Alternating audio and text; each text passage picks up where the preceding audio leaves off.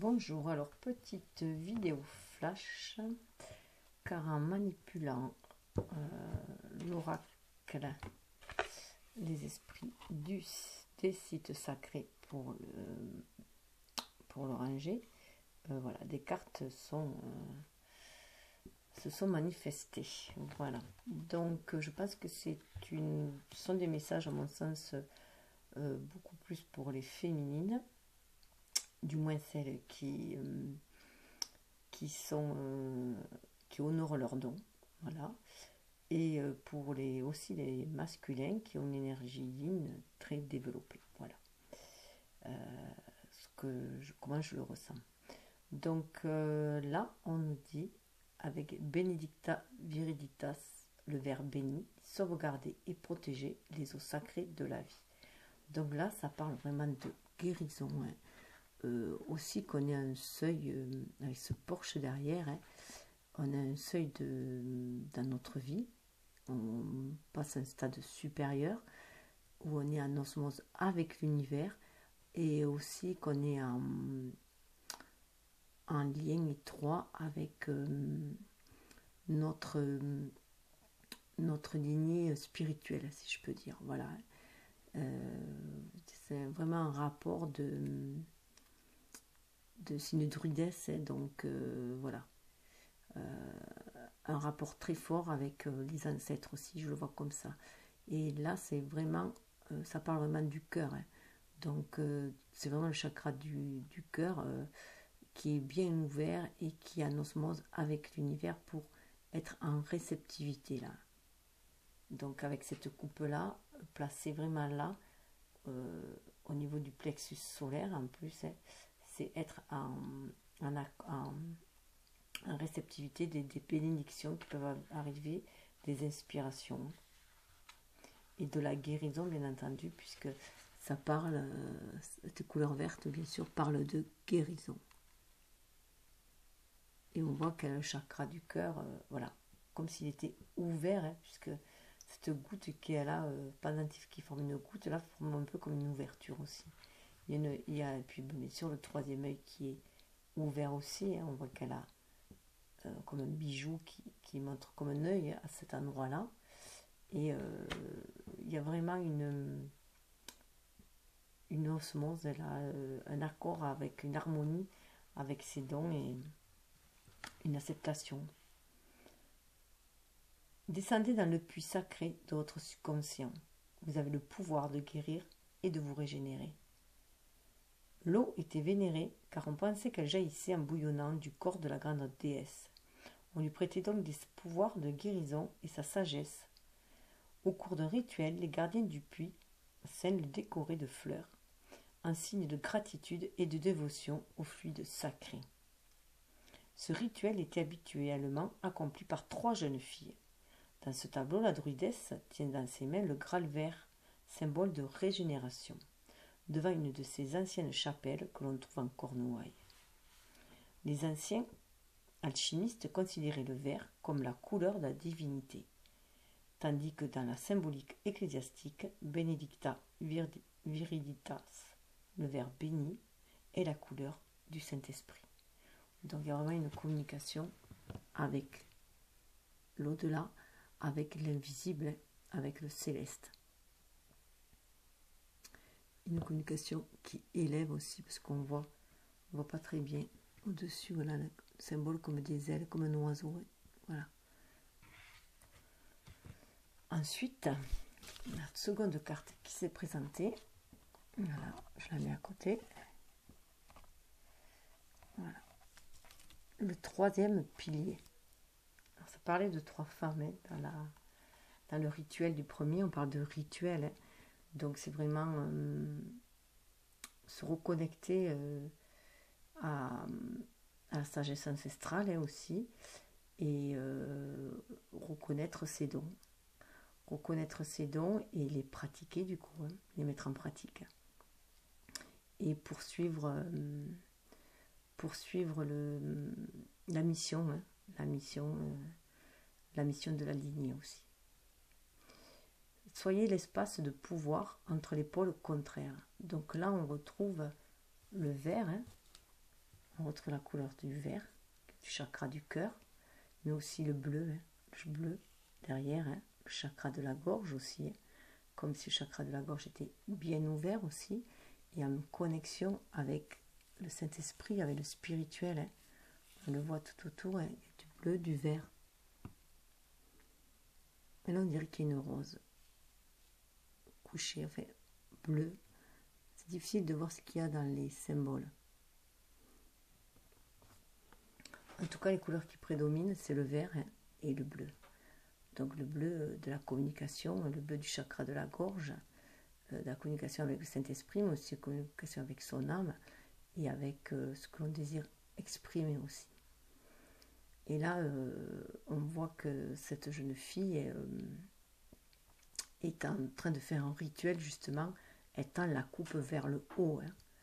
Et on voit qu'elle a aussi avec elle l'épée de la vérité.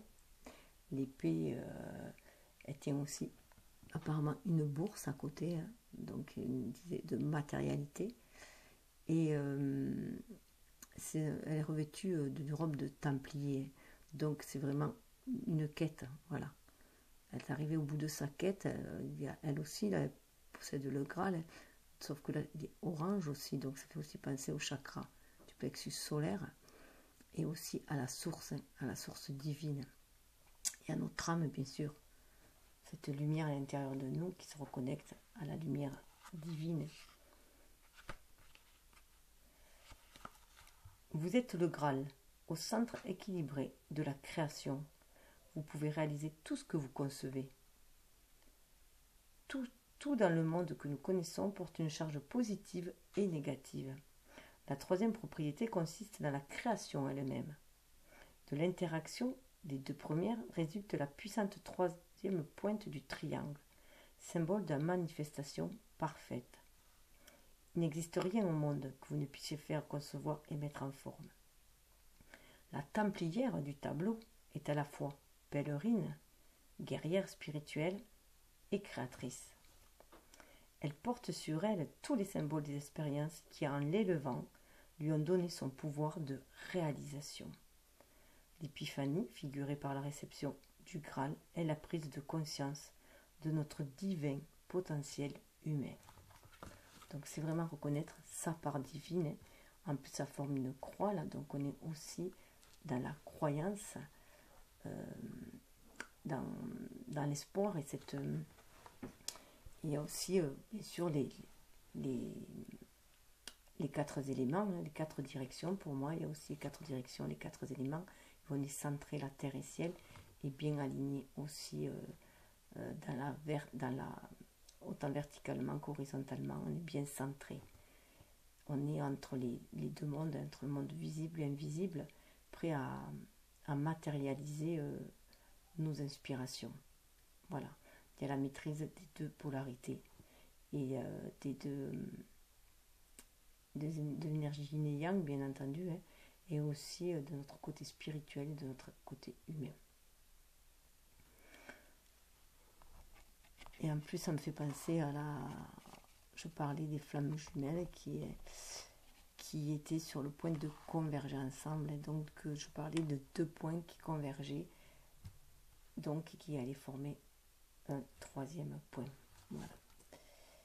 Et ça parle bien sûr aussi de convergence. Et accompagné avec celle-là, il y avait une 3e carte. Alors bien sûr, ça fait fortement écho, puisque dans la première, on parlait que ce rituel était fait de 3 jeunes filles. Voilà. Donc là, ma première vue, ce que je vois, on dit déjà au niveau des couleurs. Au niveau des couleurs, et bien pour moi, il y a vraiment le chakra de la gorge, le chakra du cœur, pardon, le chakra du cœur. Je parle de guérison, on a le chakra du cœur. On a le chakra de la gorge, qui nous relie aussi à l'esprit, à tout ce qui est spirituel. Et on a le chakra du 3e œil, ou le chakra couronne, le chakra de la spiritualité, en haut. qui apporte sa flamme, hein, qui apporte la lumière à la petite flamme. En plus, c'est une flamme qui est couleur cristal. Hein. Donc, c'est vraiment la lumière inspirée. Hein. Donc là, c'est l'ermite. Hein. Partagez votre sagesse, éclairée de votre lumière.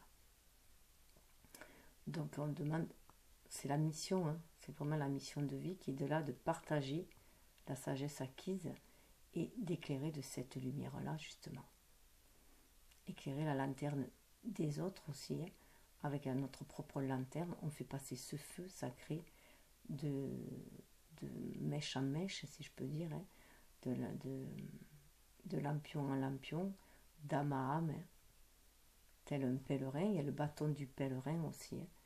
Et là, ce qui est intéressant aussi dans cette carte, on m'a parlé que là, au centre, qu'elle était, cette templière était à la fois pèlerine, guerrière spirituelle et créatrice. Justement, dans mes vidéos maintenant, je dis, au départ, je disais bonjour aux pèlerins qui marchaient vers la lumière et que maintenant, je parle plutôt de, au lieu de parler de cheminement, je parle de voie, puisqu'on a trouvé maintenant notre voie, on connaît notre destinée et que maintenant, pour moi, vous êtes tous des amis du milieu. Voilà. On partage cette voie-là, ce chemin-là, mais voilà, en tant qu'amis éclairés, si je peux dire, hein. En tout cas lumineux.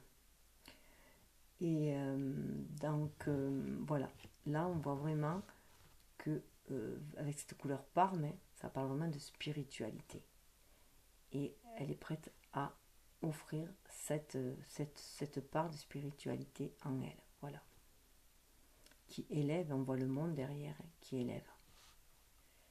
Vous êtes le... Pardon. Alors. Ça y est, j'ai perdu la page aussi, décidément, ces pages-là.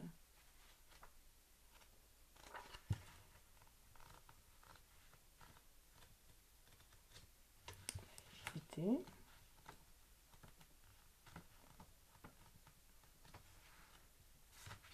Ah, je viens de la voir. Décidément. Descendez de votre montagne et développez les dons que vous avez reçus. Exprimez votre vérité. L'ermite se tient sur le chemin étroit de son initiation. Elle lève la lampe de la vérité afin de guider ceux qui au-dessous sont plongés dans l'obscurité.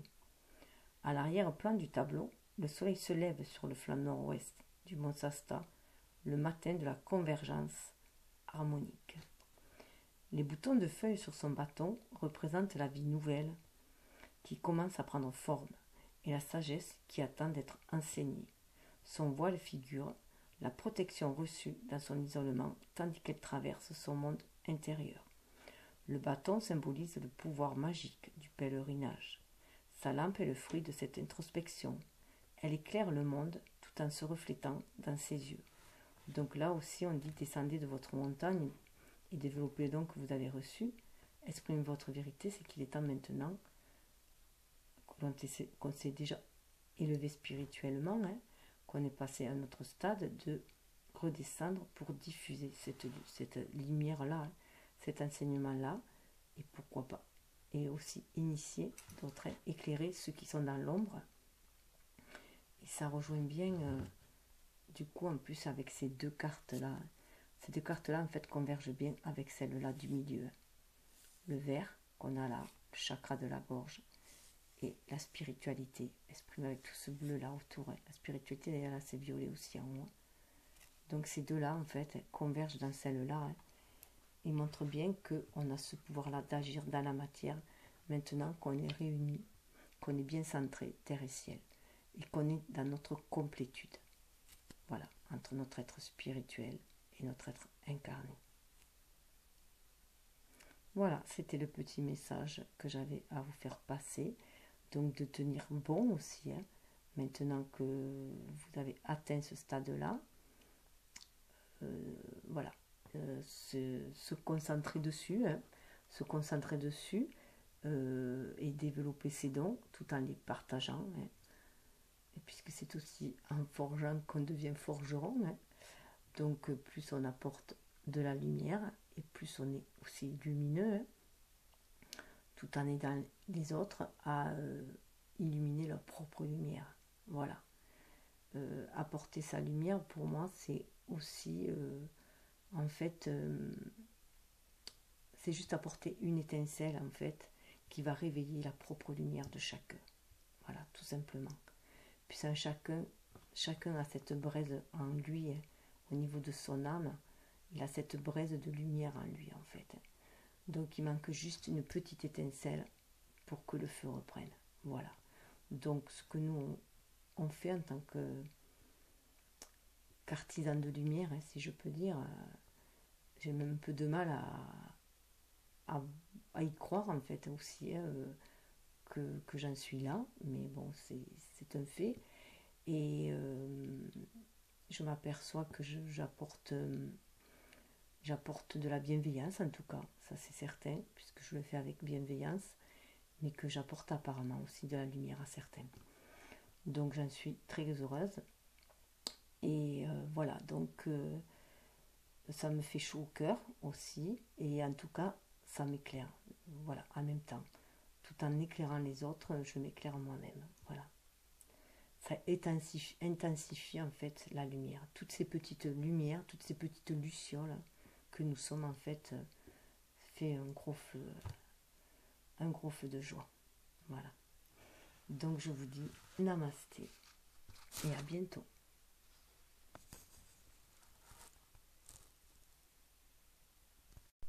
C'est juste une petite, voilà, je voulais juste rajouter, soyez la divine personne que vous êtes. Voilà.